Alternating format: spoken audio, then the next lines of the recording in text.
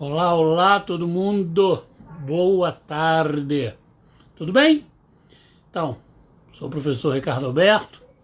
Vamos esperar o professor Alexandre Flecha chegar por aqui. Tá bom, um beijo. Flecha já está entrando aqui, vamos esperar ele. Opa, já está entrando aqui. Balpe 89, olá, olá todo mundo. Flecha já está entrando aí. Já está chegando. Olha o mestre Flecha, olha a elegância de Boa paletó. tarde. E aí, mestre Flecha? Tudo bom, meu irmão? Mas que elegância é essa, hein, rapaz? Me vesti assim para te ver. Fiquei Ah, até humilhado agora, né? Assim, foi exclusivamente para te ver.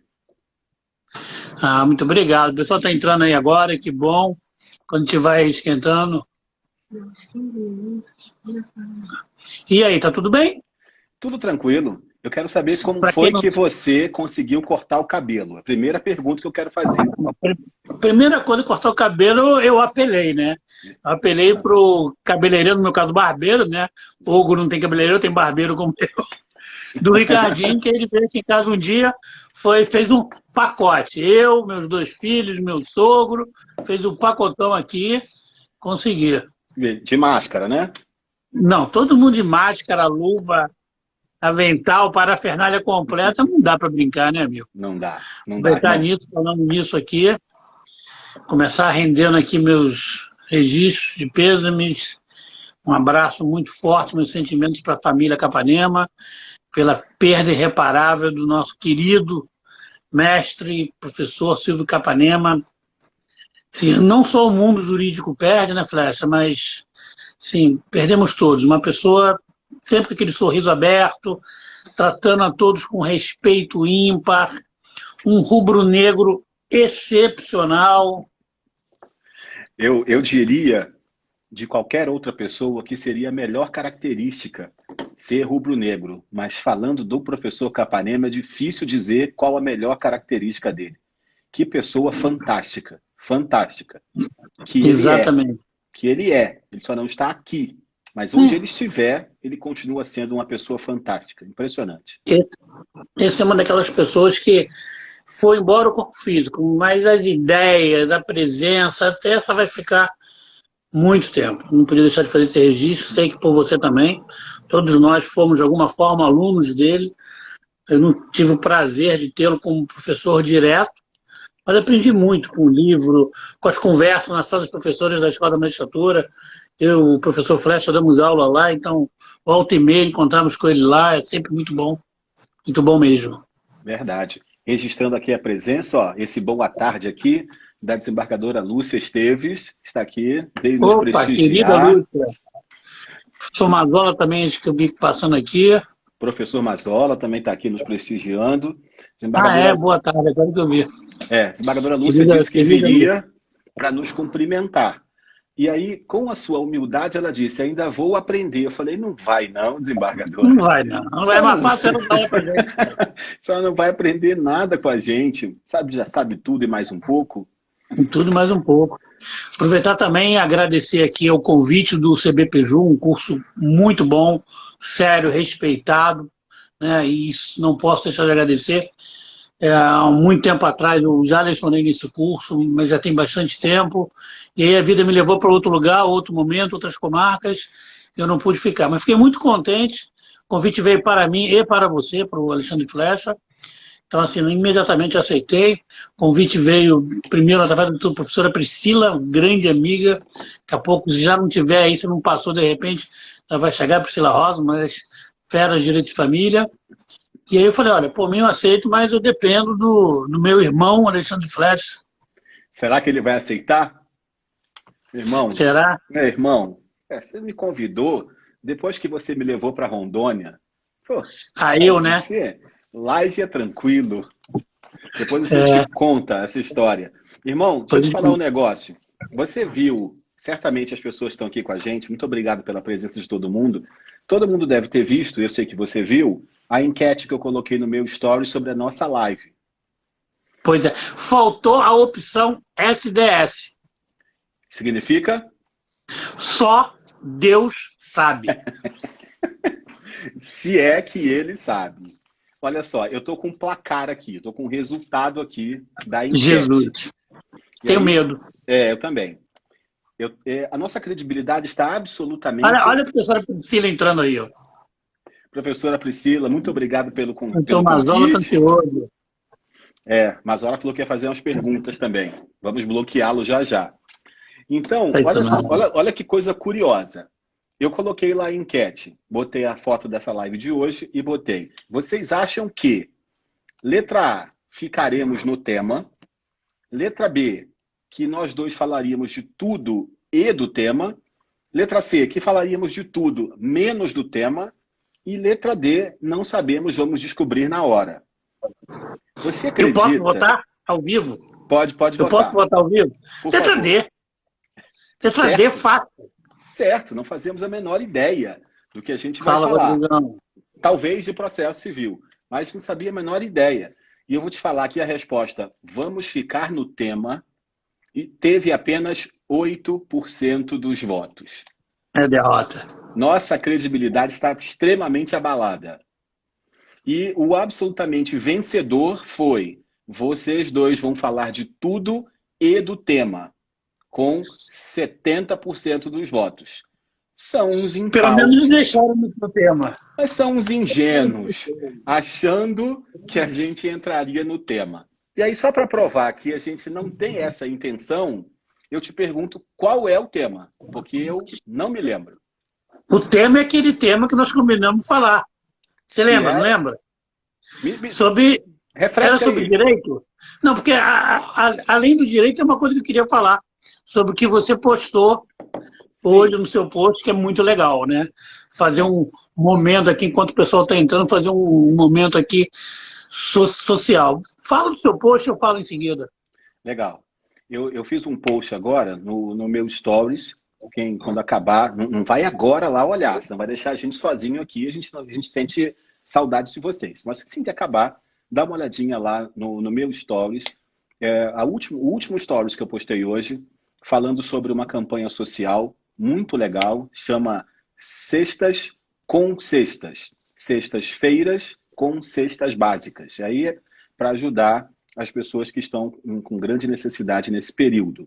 E eu posso falar, Ricardo, eu falei por mim no post, eu não tinha sua autorização, mas já que você trouxe o assunto à baila, Ricardo e eu participamos dessa campanha, portanto a gente atesta a idoneidade da campanha, muito legal, quem puder ajudar, tem todas as informações lá no Stories, bem legal mesmo. É muito legal, minha esposa até que foi que começou com o Soleil querendo ajudar, a gente está vendo que é um pessoal que está fazendo um trabalho sério, então é muito ligado aqui na área de Niterói, né? A gente trabalha focado em Niterói, não só esse, tem várias pessoas se mobilizando pelo Brasil inteiro, que são sérias, que merecem apoio. Você não está aqui em Niterói, mas vê uma organização, uma ONG, vê um pessoal sério perto de vocês, que esteja fazendo algum trabalho. Se for de Niterói, além das várias outras irmãs que fazem bons trabalhos aqui, dá uma ajuda nesse trabalho aí, Sexta das Sextas. É um trabalho sério, é um trabalho dedicado, se pede qualquer tipo de ajuda, financeira, mas não é só financeira. Eu até falo, minha esposa, por exemplo, ela gosta muito de costurar. E ela está fazendo máscaras, tá? Fica o dia inteiro aqui, sentada na máquina, fazendo máscara para doar. Ela fala para mim, eu me sinto bem fazendo isso. Fazer o bem lhe faz muito bem, então fale isso. Tá? Faça isso, a gente agradece. Fica aqui o meu registro e o do Flecha. Mas olha só, o pessoal ficou tão traumatizado a gente não saber que o tema é a teoria da causa madura, que já responderam para a gente aí, Flecha. Eles colocaram aí, né? É a teoria da causa madura, não esquece não, a gente veio por causa disso. Então tá bom. Então vamos lá, né? Eu tenho uma vaga lembrança do que significa. Começa você aí, irmão, só para eu dar uma puxada aqui. Tá Desenvolva. É muito sujeito, né? Tá certo. Gente, teoria da causa madura, princípio é aquela coisa basicona, todo mundo sabe, parágrafo 3º do artigo 1013 do CPC. Né? Então, você tem lá uma sentença que o tribunal, por qualquer motivo, anula, né? Lá no 1013. Anulou, tranquilo. O tribunal, em regra, se não fosse a teoria da causa madura, ao julgar a apelação, lembrando que o 1013 está no capítulo específico do recurso de apelação, já chama atenção para isso, que isso vai ser uma das nossas principais discussões. Então, o tribunal, que seria o caso de anular, devolver os autos para a primeira instância julgar de novo, porque a sentença foi nula, ou no caso de sentença sem resolução de mérito, se entender afastado o motivo que levou àquela extinção, sem mérito, e aí seria proferida uma nova sentença, que se sujeitaria ao novo recurso, o processo subiria, então. Então, a básica é isso. A teoria da causa madura, então, se o processo está para o julgamento de uma apelação, por exemplo, uma ilegitimidade, o tribunal entende que a parte é legítima, em vez de reformar e baixar os autos para proferir uma nova sentença, se essa causa estiver madura, ou seja, a matéria de direito já está toda discutida, a matéria de fato já está toda posta no caderno processual, não há mais necessidade da produção de nenhuma prova, o tribunal pode, então, superar aquela preliminar e adentrar julgando logo o mérito. Beleza, isso é o básico. Complementa aí, mestre Flash. Complementa, né? Me dirigindo às 51 pessoas que estão aqui agora. Ele fala absolutamente tudo. Depois fala, complementa aí com aplausos, complementa aí com você falou tudo, né? E falou muito bem. Eu costumo dizer o seguinte, que a teoria da causa madura é uma hipótese excepcional. A regra é que o tribunal não vai aplicar a causa madura. Só quando eu saio da regra, quando eu estou na hipótese de exceção, aí é que deve ser aplicada essa teoria. E aí eu acho que é justo, Ricardo, não sei se você concorda, mas eu acho que é justo, antes de entrar no nosso tema especificamente, que é a exceção, que a gente lembre, porque todo mundo sabe com certeza, mas que a gente lembre as pessoas qual é a regra. Então a regra passa por um tema específico da teoria geral dos recursos. Quando a gente interpõe um recurso, a gente tem que formular um pedido no recurso. O recurso deve ter um pedido. Parece uma coisa meio óbvia de se dizer, mas nem sempre a gente vê pedidos nos recursos. Eu já cansei de ver, e Ricardo já deve ter visto também, recurso dizendo assim, por todo exposto, requer seja dado provimento ao recurso. Ponto. Ponto. Isso não Ou está então, pedindo por todo nada. exposto, requer que seja feita a justiça. Ponto. Ponto. Isso não é nada. Com todo respeito, isso não é nada. Pedir seja dado provimento ao recurso, pedir seja feita a justiça, é a mesma coisa que numa petição inicial requerer a condenação do réu, ponto. Por todo exposto, requer a condenação do réu, ponto. Você não pediu nada. Tem que ser condenação a pagar, a fazer, a não fazer, a entregar a coisa certa ou incerta. Então, é indispensável que a gente coloque no recurso um determinado pedido. E esse pedido, são 5 possibilidades, são 5 possíveis pedidos no recurso. Esses pedidos decorrem diretamente do vício apontado na decisão. Certo, Ricardo? Enquanto você responde, um beijo para o Antônio Aurélio, que acabou de entrar aqui, irmão nosso. Pô, canalha, eu estava aqui quietinho para pegar e falar por ele de você. Que outro fera também, irmão, parceiro nosso, Antônio Aurélio Abihammer. Mas é exatamente isso que o Flecha está falando, né? Ou seja, é preciso que você explicite o que você quer. Por quê? Porque senão aquela história do efeito devolutivo do recurso acabou. E não tem o que julgar. A gente, claro que a gente, em segundo grau, sempre procura o máximo aproveitar o recurso para tentar entender o que aquele recorrente quer. Mas às vezes não tem como saber. Isso às vezes acontece, muitas das vezes, quando você tem 2 ou mais pedidos, uma acumulação de pedidos. O que é muito comum hoje? Se acumular pedido de dano material com dano moral. E, eventualmente, o juiz jogou procedente ou improcedente os dois. E ele fala assim, e às vezes vem exatamente nesses termos que eu vou falar, isso gera um problema. Anteexposto requer que seja excluída a condenação. E aí bota no singular. Aí eu pergunto, qual das condenações, porque se são 2 condenações, dano material e dano moral, o sujeito pede para excluir a condenação, qual condenação que ele quer ver excluída? O dano material ou o dano moral? Então, esclareça, você quer que reverter as 2, só uma? O que você quer? É preciso que fique muito claro o pedido recursal. Senão você quebra o princípio do efeito devolutivo, ou seja, o que você está devolvendo no tribunal? Sem que se saiba o que você está devolvendo, o que vai acontecer pela regra, o princípio de eliticidade, simplesmente nós não vamos julgar. Seu mérito do recurso não será apreciado, infelizmente. Exatamente. E aí, quais são os pedidos possíveis que a gente pode elencar num recurso? E aí eles são de José Carlos Barbosa Moreira. Aliás, um Nossa, parêntese.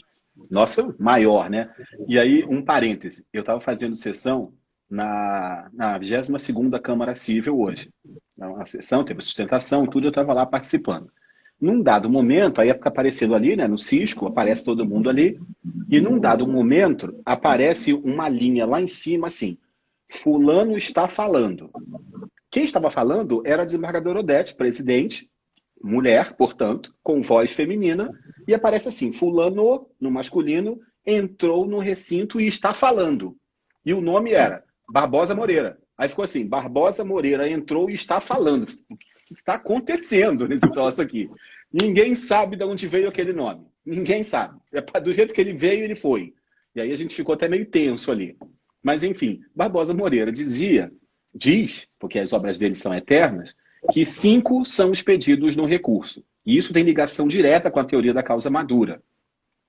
Eu posso pedir a invalidação da decisão, anulação, são sinônimos, invalidação, reforma, esclarecimento, integração ou correção da decisão judicial. Vamos de baixo para cima, porque eu quero terminar na invalidação. Então, eu peço correção da decisão judicial quando eu alegar que a decisão contém um vício de erro material.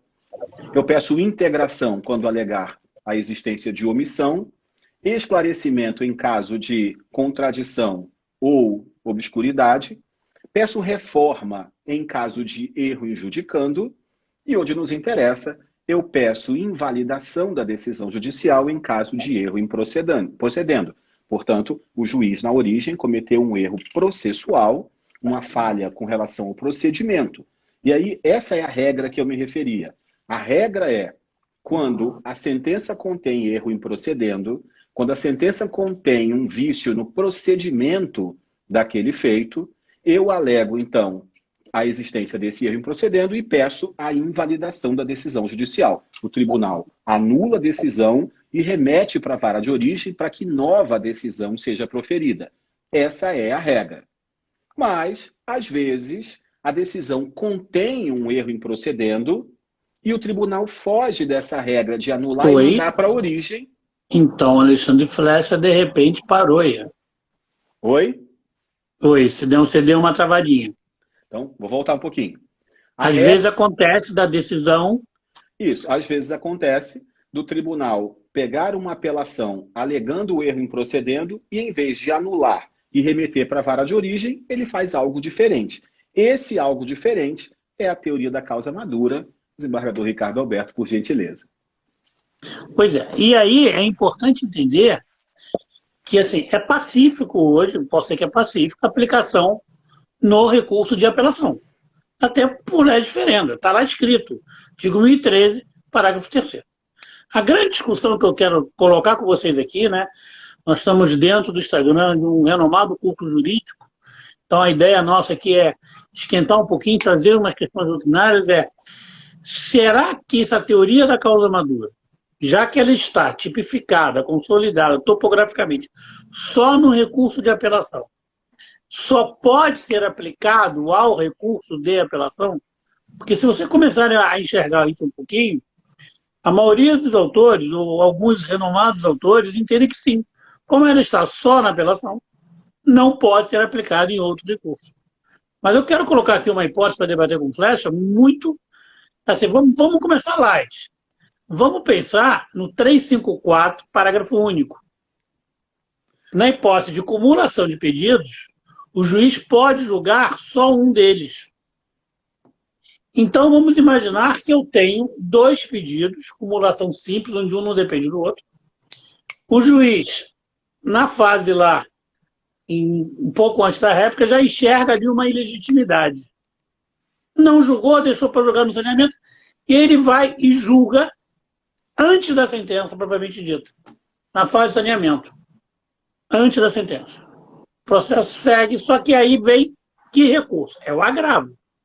Porque não tem sentença, concorda, Fred? Concordo. Esse enquadra para mim. Se o tribunal entender que a causa está madura neste agravo, ele não poderia julgar. E aí eu estou colocando essa hipótese específica, porque esse agravo faz, às vezes, de uma apelação. Porque aquele pedido foi decidido. Esse recurso de agravo de instrumento, falando agravo interno, agravo de instrumento, vai fazer, às vezes, uma apelação. Por quê? Porque ele não julgou todo o processo. Ele julgou parcela. Isso está expresso no 354, parágrafo único. Então, não poder se aplicar a teoria da causa madura nessa hipótese, para mim, já seria um problema enorme, porque pode ser que depois as partes venham no processo e digam, olha, aquela prova que o senhor mandou fazer, a gente não quer, a gente quer que o senhor julgue. Ou seja, já está madura a causa para julgar, porque também não teria mais nada para julgar. O juiz julgou antes aquele pedido específico, porque entendeu que para os outros precisaria prova. Só que não tem mais prova para nada. E aí? É muito divertido fazer live com você, porque como a gente não combina nada, é 1 hora de prova oral, né? É um falando pro outro direto. Isso me diverte bastante. Até porque se eu não souber responder, eu finjo que caiu a internet, dou um off aqui e vou embora. Bom, deixa eu só fazer uma distinção primeiro entre o que a doutrina costuma dizer sobre a aplicação dessa exceção chamada teoria da causa madura. Como está no artigo 1013, parágrafo 3º, ele está dentro do capítulo da apelação. E, portanto, é crível dizer que essa é uma regra da apelação. Aí vem alguns autores, Fred Didier Júnior é um desses autores, e diz assim, na verdade, essa regra do 1013, parágrafo 3º, embora esteja no capítulo da apelação, na verdade, é uma norma de teoria geral dos recursos, de valeria para qualquer recurso. Isso não é nenhuma novidade. A gente tem regras que estão fora do seu capítulo de origem. O prazo da apelação não está no capítulo da apelação, está no capítulo da teoria geral dos recursos. No Código Velho, a gente via que a assistência estava fora do capítulo da intervenção de terceiros, quando era nítida a forma de intervenção de terceiros. Então, esse negócio do legislador errar a topografia do artigo não é nenhuma novidade. E, portanto, o Fred dizia isso. Todos os recursos deveriam aplicar a teoria da causa madura. E aí, dessa forma, bem lata, bem abrangente mesmo, ele era vencido, como é vencido até hoje. O STF e o STJ diziam, na época do Código anterior, que essa era uma regra específica da apelação. Mas veio o CPC de 2015, e esse CPC manteve um tabu. Até queria te ouvir, Ricardo, sobre isso. O Código criou um tabu de que não existem sentenças parciais de mérito. Não pode haver duas sentenças de mérito na fase de conhecimento. Tem que ser uma só. E, portanto, qualquer decisão anterior àquele momento final da sentença, eu vou chamar de interlocutória. O Código fez isso, lá no 203, parágrafos 1º e 2º. Então, toda e qualquer sentença de parcial de mérito, eu sou obrigado a chamar de interlocutória por força de lei e sou obrigado a agravar de instrumento também por força do CPC. Então, fugir um pouco da teoria do Fred, de que a causa madura vale para tudo, e entrar nessa hipótese específica, em que o agravo está ali como se fosse uma apelação, porque atacando uma interlocutória que faria o papel de sentença. Nesse caso, eu concordo com você de que deve ser aplicada a teoria da causa madura. Foi a última vez que a gente concordou na live inteira. Mas essa eu concordo com você, que deveria aplicar.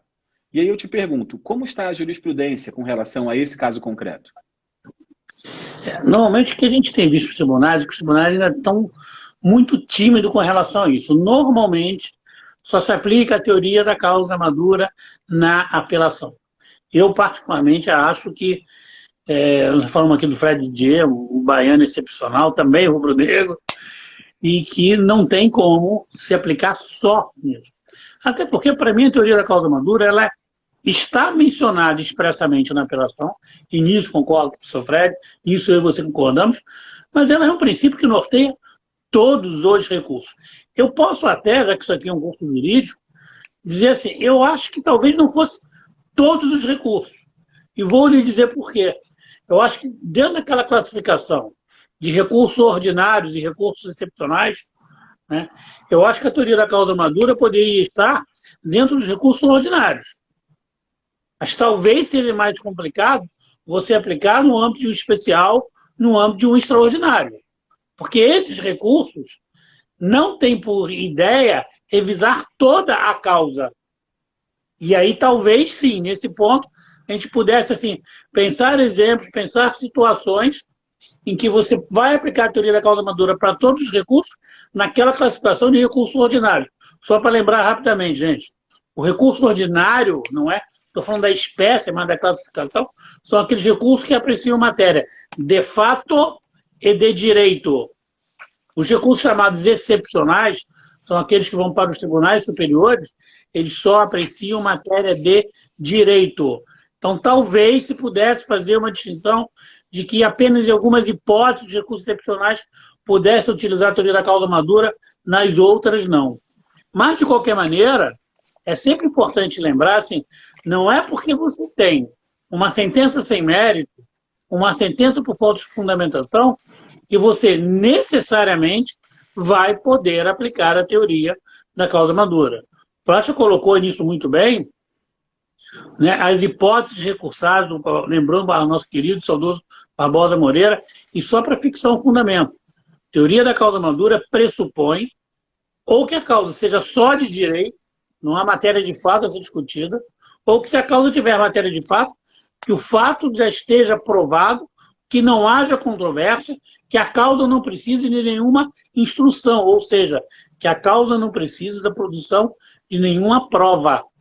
Se precisar, aí nesse caso não se pode aplicar na apelação, inclusive, teoria da causa madura. Você anula, baixa para o processo continuar, para prosseguir a fase instrutória ou as provas que precisam ser colhidas. Correto ou estou falando muita bobagem? Corretíssimo. Posso fazer uma pergunta? Ai, meu Deus. Everardo, me ajuda aí. Everardo entrou aí. Excelente advogado. Cara fera. Foi juiz leigo muito tempo. Professor do curso da pré-emerge. Qualquer coisa eu peço ajuda a ele. Vai. É leve. Você vai gostar. É pena que aqui não dá para botar aquela figurinha. É uma figurinha do Pica-Pau que eu tenho. Assim, cada vez menos eu gosto de você. Não conheço essa figurinha, não. Depois você mostra pra gente. A pergunta é bem simples.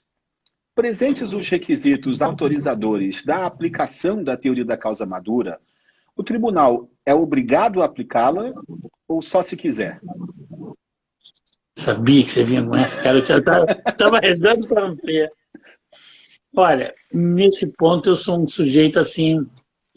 Qual seria o adjetivo que eu vou usar? Eu acho que o tribunal é obrigado. E vou dizer por quê. A jurisdição não é um exercício facultativo meu. A jurisdição é um exercício obrigatório. Quando eu estou julgando, eu tenho que ficar... A doutora Monique, o ciúme do doutor Everardo aí. Quando eu estou julgando, eu tenho a obrigação de prestar a jurisdição dentro daqueles princípios norteadores, que é o princípio da eficiência, princípio da celeridade, duração razoável do processo, princípio da efetividade. Então, se eu tenho um instrumento, uma ferramenta, que me permite aplicar, desde logo, aquela questão, eu devo fazer isso.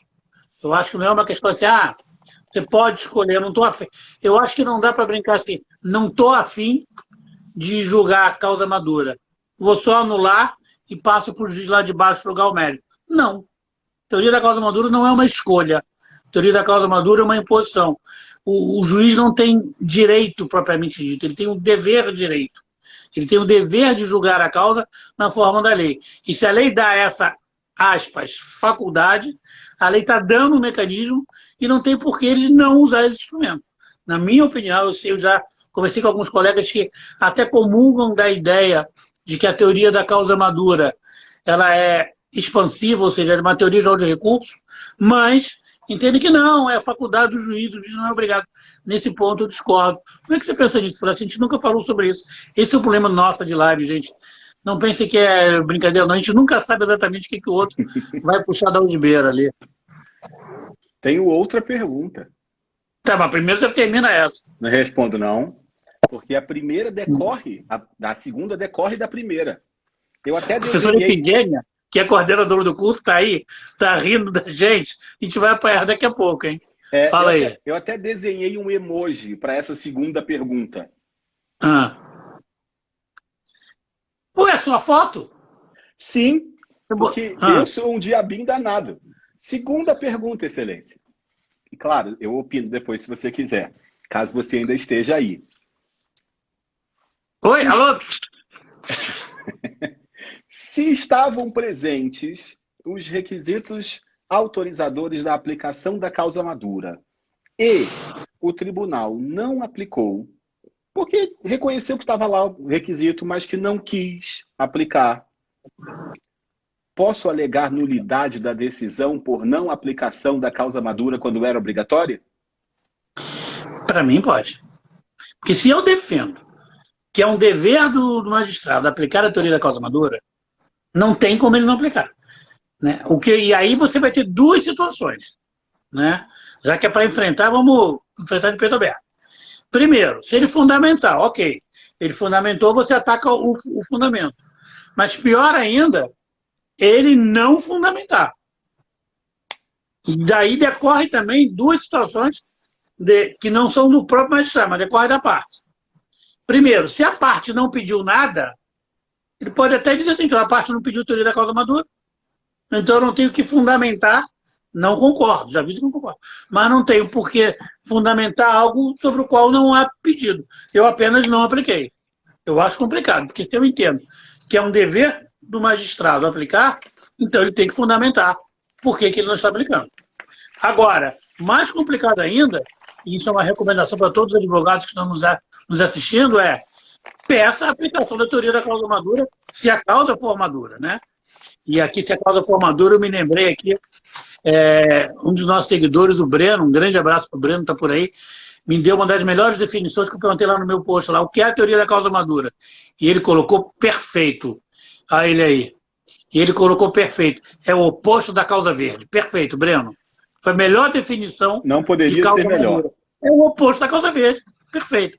Mas se a sua causa não está verde, está madura, peça para o juiz aplicar. Porque, inclusive, você está obrigando o juiz ter que fundamentar por que ele não aplicou a teoria da causa madura. Concordo. E aí, claro, eu concordo com as duas respostas que você deu. Realmente, eu acho que os animais vão começar a andar em pares em direção à arca, porque vai chover 40 dias e 40 noites. A gente está concordando demais. Não estou nem gostando muito dessa live. Mas nessa linha que você respondeu agora, Ricardo, você puxou um assunto que eu nem tinha me tocado de falar, mas você puxou e aí eu vou desenvolver um pouquinho. Imagina o seguinte caso concreto. O que você perguntou agora foi, eu preciso pedir expressamente a aplicação da causa madura ou o tribunal pode aplicar de ofício? E aí eu proponho o seguinte caso concreto.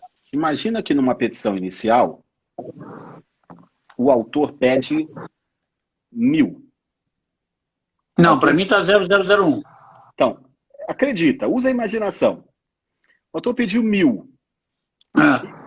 E a sentença condenou a pagar 400. Certo? Ok. Eu recorro.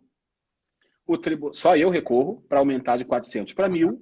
O tribunal mantém 400, aumenta para 1.000, me dá qualquer valor entre 400 e 1.000, mas não pode me dar menos de 400 por causa da não reformácio impégios. Estamos juntos? Beleza. Outro exemplo. Peço 1.000. O tribunal diz, julgo extinto o processo sem resolução do mérito por falta de pressuposto processual. Erro em procedendo. Eu apelo. Eu quero, nessa apelação, eu quero que o tribunal diga, não tem erro, não tem falta de pressuposto processual coisa nenhuma, eu quero anular essa sentença, remeter para a origem, para o tribunal, desculpa, para o juiz na origem, julgar o meu pedido. E aí o tribunal diz, vou aplicar a teoria da causa madura. E ao aplicar a teoria da causa madura, julga improcedente o pedido. Houve reformácio impégios. Óbvio que houve. Porque quando houve extinção sem mérito, eu posso propor a ação de novo. Quando julgo improcedente, eu não posso propor a ação de novo, coisa julgada material. Nesse contexto, a teoria da causa madura é capaz de gerar uma reformácio impégios? Eu acho que não tem reformácio impérios aí. Vamos devagar. Deixa eu ver se eu acho que tem. Deixa eu ver se eu entendi. Pô, Flecha, eu queria que você concordasse 3 vezes, não. Já estava com a piada pronta. Vou pedir gol no Fantástico. Vou pedir música no Fantástico. Não, essa não. Claro que teve reformácio impérios. Peraí, calma aí. Deixa eu ver se eu entendi, então. Você falou que o sujeito julgou sem mérito. Extinto sem mérito. O tribunal reformou e julgou improcedente. Sim.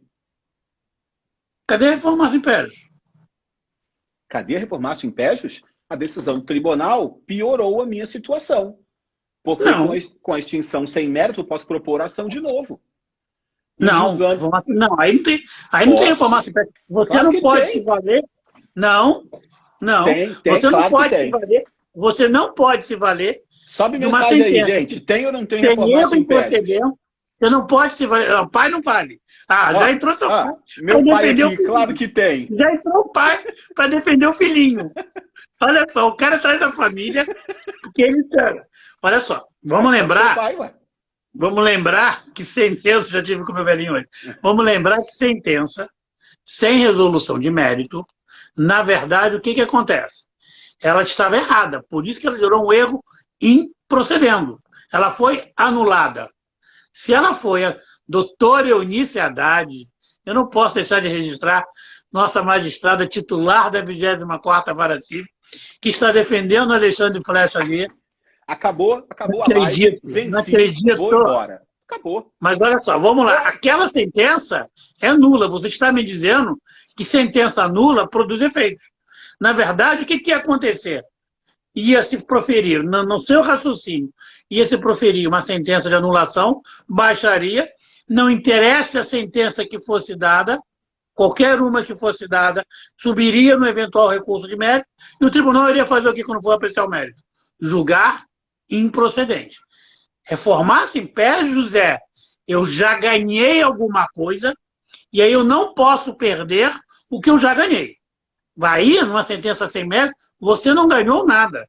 O direito de propor uma outra ação, primeiro que você sabe melhor do que eu, que não é qualquer extinção sem resolução de mérito que gera o direito de você propor uma nova demanda.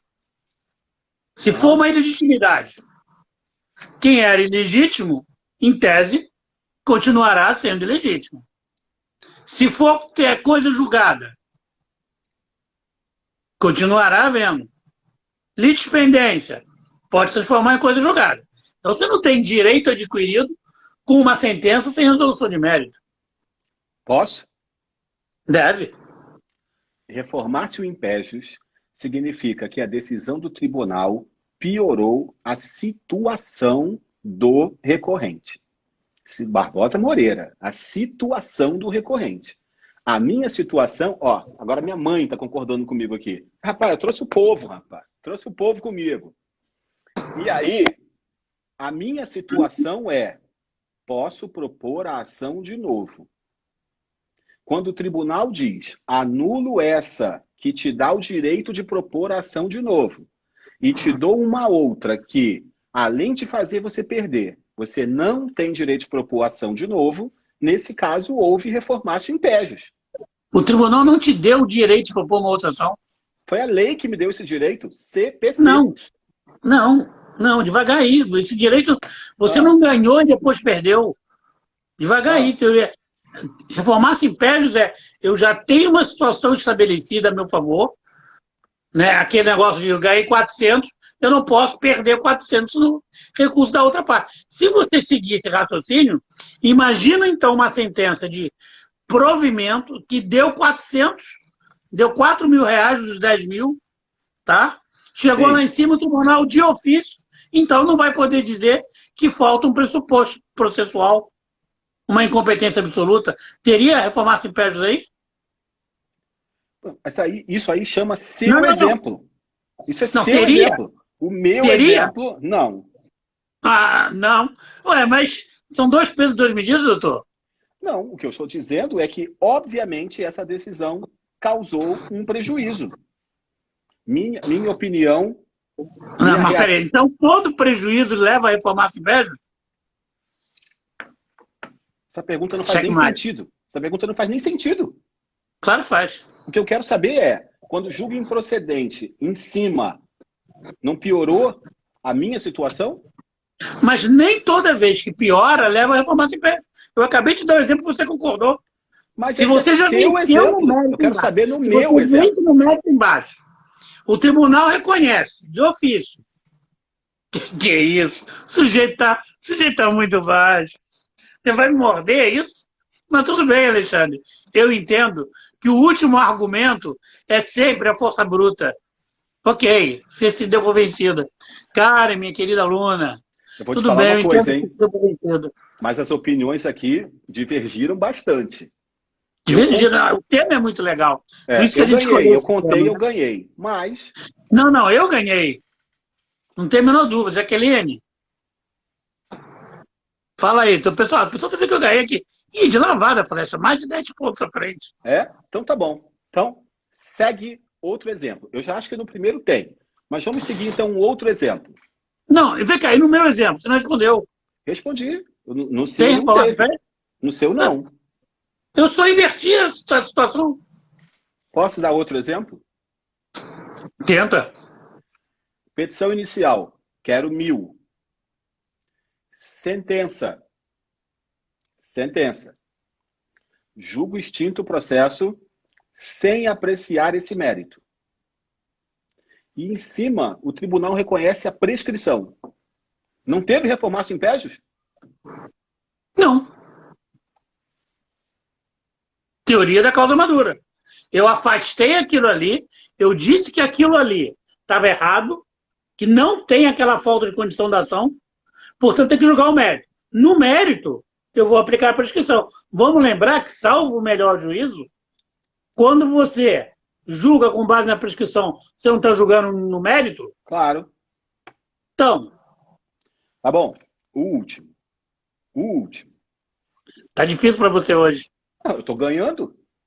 Sei disso não. Eu tô ganhando. Você está ganhando o curso da força, você está me ameaçando, hein? Pedido. Só para lembrar, isso fica gravado. Meus tempos de juiz criminal, que eu gostava muito, artigo 147, a ameaça pode ser caracterizada por qualquer forma, inclusive essa.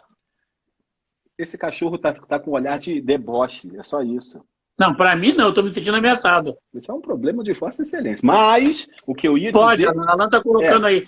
Pode ser conhecido matéria... Pode. Aliás, Alan, se prescrição pode ser conhecida de ofício, chama outra live, você vai levar umas 2 horas brigando aqui. E a gente não concorda. Mas, vou tentar a última vez, tá? Pedi 1.000. Tá. Sentença. Ignorando questões processuais, julga procedente e condena a pagar 400. Peraí, pediu 1.000, o tribunal jogou 400. Não. Sentença, 400. Eu apelo dizendo, só ganhei 400 porque não foi produzida uma prova na origem que tinha que ser produzida. Erro em procedendo. Quero anular essa sentença de 400, quero produzir, fica rindo mesmo, quero produzir a prova na origem e nova sentença proferida. Eu sei que você quer chegar. Aí o tribunal diz, não precisa da prova não. Vou anular essa de 400, vou aplicar a casa madura e vou te dar 0. Teve reformácio impégios? Aí teve. Então a gente pode concordar que a teoria da causa madura pode gerar reformácio impégios? Nessa e última hipótese. Então, pode gerar reformácio impégios? Nessa última hipótese, sim. Pode? Nessa última hipótese, sim. Que é isso? Isso está gravado, hein? A defesa encerra. Pode Isso mandar vai a virar sua. meme. Pode mandar a sua, que agora eu já estou tranquilo. Ah, tá bom, tá certo. Tá certo. Desculpa. Ai, meu Só Deus do céu. a Não, gente se gente, olha, diverte, né? olha só. Oi? A gente se diverte, né? Mas aí, Muito, muito. aí o Fred Didier diz o seguinte, eu já adianto que eu não concordo.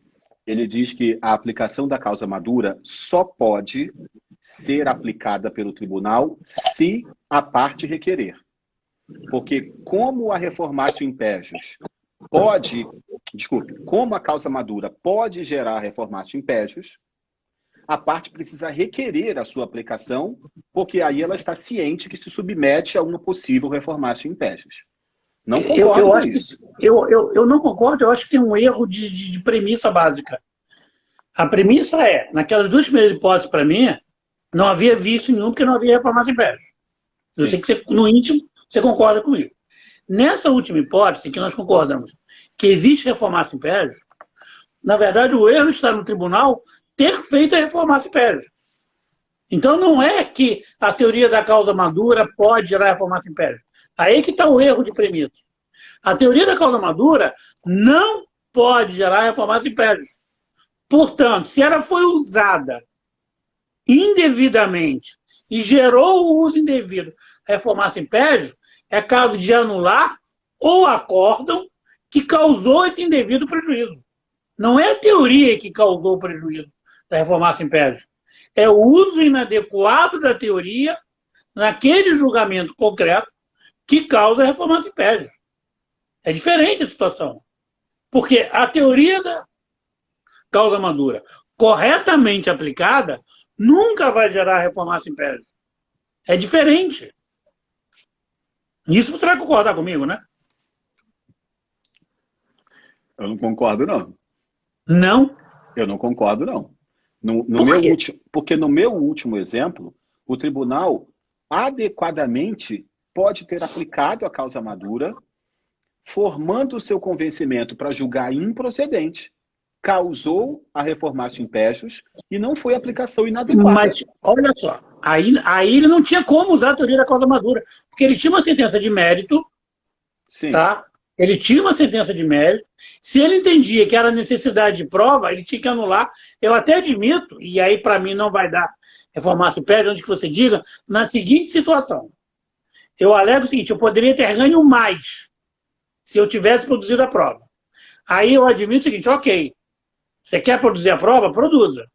Mas lembrando que, como dizia a filosofia do arqueiro Zen, assim como a palavra, a prova é uma flecha que, uma vez lançada, ela não retorna. Ou seja, você produz a prova, cuidado. Porque a prova, vamos imaginar a seguinte situação, anulei aquela sentença, baixei os autos da produção da prova. Pode ser que a prova afaste por completo o dano moral. E aí, num novo julgamento, com base nesse novo fato, prova produzida a posteriori, eu julgo improcedente em razão desse novo elemento. Ou seja, você tinha ganho 400 e agora vai ganhar 0 por causa de uma prova que você pediu. Mas aí não há reformácio império. Por quê? Porque na primeira sentença, eu anulei aquela sentença a pedido seu para fazer uma prova que você pediu. Agora, se essa prova me trouxe outros elementos, paciência, esse é um risco que você vai ter que correr. Por isso que um bom advogado, muitas das vezes, ele fala para o cliente, o risco é muito grande, não compensa. Ser advogado é saber, e isso aí o Flecha pode dar uma aula, analisar a situação como um todo. Custo-benefício, é diferente. Para mim não tem. Nesse exemplo que você deu, o tribunal não podia, por isso que eu me bato de novo. Foi um erro de aplicação da teoria da causa madura. Se ele não anulou a sentença para mandar produzir prova, ele não poderia substituir essa sentença. Se era só o autor que tinha ganho, que estava apelando. Queria destacar aqui a opinião do professor Marcelo Mazzola. Olha o que ele disse. A divergência de vocês, você e eu, Ricardo, é de premissa, é de conceituação, do que é reformácio impégios. Eu digo que reformácio impégios é piorar a minha situação. E você diz que reformar impérios é piorar algo que você já tinha. E aí, aspas, tendo a concordar que é a piora na situação. Mazola, um beijo para você, muito obrigado. A defesa encerra. Na verdade, ele está concordando com você, para você não ficar triste, porque da última ele concordou comigo, né? Alguém colocou aqui, a Denise colocou uma pergunta legal. Na rescisória, posso aplicar a teoria da causa madura com base na apresentação do documento novo? Não, Denise, aí eu acho que não. Na rescisória está dentro de uma outra ação, com outros fundamentos. A rescisória é uma ação excepcional. Se você tem um documento novo, estrito senso, naqueles limites que a rescisória coloca, você tem um fato novo, você não tem teoria de causa madura. Você, na verdade, você pode até aproveitar as provas que foram produzidas na ação rescidenda para julgar a ação rescisória. Concorda, Flávio, nisso? Concordo. Até porque, com todo respeito, Denise, a ação rescisória não tem natureza recursal, né? E a teoria da causa madura, ainda que a gente queira estender para outros recursos, ainda eu preciso que seja outro recurso. Não é? Exatamente. E aí, só lembrando, Ricardo, que você falou ainda há pouco, para ficar assim bem claro, eu concordo com você que aplicar a teoria da causa madura para recursos excepcionais é complicado. Para ficar nos ordinários, ok. Mas os ordinários são apelação, agravo, embargo de declaração. Como nos embargos de declaração... Ordinário. Recurso ordinário. E ordinário. Então, a gente só teria a aplicação da causa madura a entender que ele extrapola o espectro da apelação, seria para o agravo e para o recurso ordinário. Só, né? Eu acho que não, vou provocar o doutor Eunice. Vou provocar o doutor Eunice. Vou provocar contra a minha convicção. Mas vou pegar a teoria que o professor Câmara. O professor Câmara sustenta que apelação e recurso inominado dos juizados são a mesma coisa. Eu sustento, são figuras distintas. Eu sustento que não. Perdão, eu sustento que são figuras distintas, ele sustenta que é a mesma coisa. Então eu vou perguntar, pode aplicar a teoria da causa madura no juizado, no recurso nominado? E olha que eu digo que recurso nominado não é apelação. O professor Câmara sustenta que é, eu acho que não.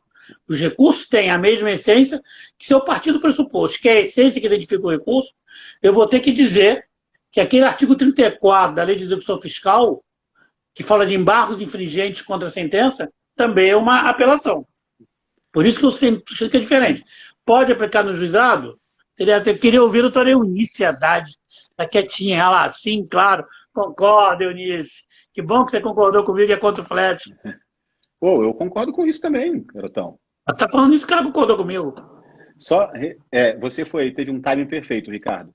Você falou aí do recurso nominado. Na hora que entrou aqui, o desembargador Augusto Moreira Júnior, está aqui presente. Está por aí, mestre Augusto? Está aqui, nos então, cumprimentou. Está aqui, já vi. E Augusto. ele é presidente da Comissão de Juizados Especiais do IMB. É meu presidente lá, eu sou membro da comissão, ele é meu presidente lá. Então, se ele quiser se manifestar aqui com opinião também, estamos aqui prontos para aprender. Presidente. Aí, tô aqui, ó. Tô aqui. Já vi. Bom, então... Ou seja, parou a bagunça, tá, Flash? Chefe na casa. Ué, eu vim até de paletó. Você não veio não para receber o desembargador? Isso é um absurdo. Também acho. Gente, vocês estão vendo como essa história de teoria da causa madura, como é que um parágrafo de um artigo dá toda uma discussão, porque realmente, assim, a gente tem que pensar em teoria da causa madura, sair um pouquinho da nossa caixinha de que ela só serve para apelação e começar a dizer, gente, olha, não, ela vai servir para agravo, ela vai servir para recurso nominado, ela vai servir para N recursos. E tem mais, eu até falei aqui, Flecha pegou o gancho, concorda comigo, eu não estou dizendo que não cabe no recurso excepcional. Estou dizendo que as hipóteses de cabimento nos recursos excepcionais é que vão ser muito raras e muito difíceis. Mas também não vou chegar aqui agora e dizer assim, não cabe nunca. Não sei. Eu só acho que é mais difícil a aplicação do que isso. Perfeito. Concordamos com essa também, viu? Concordamos com 3. Peraí, você concordou 3 vezes comigo? Concordei 3 vezes com o senhor. Então, posso pedir música no Fantástico. Você pode cantar a então, música. milagre. Canta. Oi? Canta. Não. Tá, e cada um tem que reconhecer o seu limite. Meu amigo, a gente já tá acabando, né? Já? Já? Faltam 5 Eita, minutos. 5 minutos já, cara, brincou, né? E Tempo voa, tinha tanta coisa para falar, Ricardo. Tanta coisa para falar. É uma pena. E nós só falamos de teoria da causa madura. Não, nós fizemos a campanha maravilhosa da Sexta das Sextas, É que é verdade. muito legal. Está lá no meu Pessoal que não viu, stories. depois assiste aí, por favor. Ajuda aí. Mas eu ainda tenho uma outra coisa para falar de teoria da causa madura. Vai, Posso? tenta. O código... Não, essa você vai concordar comigo. Eu já sei a tua opinião, essa você vai concordar comigo. Existe uma regra chamada regra da correlação, da congruência ou da adstrição, que é uma regra tão importante que está em 2 artigos do código. Não é? Paulo Maximiliano está aqui, nosso professor Paulo Maximiliano também. estava vendo isso aqui agora. É, nosso mestre. E aí, a regra da correlação, da congruência ou da adstrição, e já adianto que a gente ouve falar como princípio, né? Princípio da adstrição, isso não é princípio, isso é uma regra, mas ela é uma regra tão importante que está prevista em 2 artigos do Código, 141 e no 492. E esses 2 artigos, eles não dizem que a sentença está adstrita ao pedido e também à causa de pedir. A gente sabe disso por doutrina, mas não está escrito nem no 141, nem no 492, que o juiz, na hora de julgar, está adstrito tanto ao pedido quanto à causa de pedir. Mas aí, eu acho que está, né? Não, a Porque doutrina, se a causa de pedir, se o pedido não decorre da causa de pedir, é inépcia. É causa de indeferimento inicial. Então, mas aí a gente tem que concluir, tem que interpretar. Escrito não está. E aí a nova redação da teoria da causa madura, que mudou do código anterior para o código atual, ela diz isso. 1013, parágrafo 3º do CPC. Que eu leio assim que eu achar. Quer que eu leia? Eu estou com ele aberto aqui. Estou aqui. Se o processo estiver em condições de imediato julgamento, o tribunal deve decidir desde logo o mérito quando, inciso 2, decretar a nulidade da sentença por não ser ela congruente com os limites do pedido ou da causa de pedir. Então, eu sempre falo que é legal fazer uma remissão lá no 141 e no 492, colocar ver 1013, parágrafo 3º, inciso 2. Porque ali a gente tem escrito agora. Não precisa interpretar mais que a congruência é sentença nos limites do pedido, da causa de pedir e das partes, né? Óbvio. Na verdade, isso aí, como eu falei, eu concordo exatamente, claro que a gente concorda, porque isso vem, porque assim, na petição inicial tem que ter uma alegação, não tem sentido você apresentar um pedido sem uma causa de pedir. Sim. Mas pedido sem causa de pedir. Ok, dá na mesma, você bota uma causa de pedir que não tem nada a ver com o pedido. E aí, por isso que você tem a regra de indeferimento da petição inicial, e obviamente eu tenho que estar atrelado um ao outro, e aí o nosso desembargador já bateu o martelo, está perfeito, acabou, ponto, saudações. Gente, já vai acabar. Vou deixar o Flecha fazer as considerações finais dele e eu faço a minha, porque já vai acabar daqui a pouco, infelizmente. Bom, então, bem rapidinho, para você poder falar um pouco também, eu agradeço muito ao CBPJU pelo convite, agradeço a todos que estiveram aqui presentes, participando dessa live em que a gente fala de direito, mas também acaba brincando um pouco, né, Ricardo, para deixar ela mais leve. Agradeço demais o convite e já deixo uma provocação aqui para o Ricardo, entregando a ele a palavra. Claro, um beijo para minha mãe, para o meu pai e para as minhas 2 tias de São Paulo que estão aqui assistindo. Um beijo para vocês. Trouxe a família toda. E deixo uma provocação aqui para você, Ricardo. Vamos fazer outra live? Vamos. A gente sempre faz, não tem jeito, né? Você tem que marcar um outro tema em outro dia, é isso? Exatamente.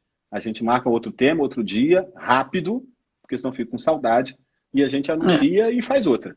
Se você atender os telefonemas que eu faço, ajudaria bastante. Eu vou aproveitar sempre aqui, fazer queixa para sua esposa, seu pai, para sua mãe, para sua tia, para saber se com eles você atende o telefone. Porque comigo, às vezes... Aliás, eu sempre lhe atendo, sempre.